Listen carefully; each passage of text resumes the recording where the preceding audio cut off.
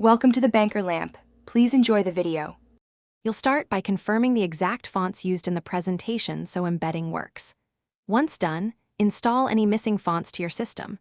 PowerPoint can't embed what isn't available. Next, choose whether to embed the full font or only the characters used. Full embedding ensures editability on other machines, while subset saves file size. Make sure to save a backup copy before modifying embed settings so you can revert if needed. Open File, go to Options and pick Save, then enable Embed Fonts in the file. You should select Embed All Characters if you expect others to edit the slides, because subset embedding may break edits. Once that's set, save the presentation as A, PPTX to retain embedding, older. PPT won't support this. After saving, check file size and confirm fonts are embedded by reopening the file on a secondary machine or using file info to. You should now verify the result by opening the saved PPTX on a different computer that lacks those fonts. This proves embedding succeeded.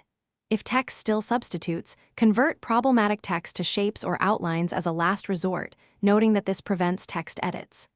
Also, check font licensing. Some fonts prohibit embedding. If issues persist, reinstall fonts, re-embed, and resave. Make sure to keep a backup copy so you can return to an editable version.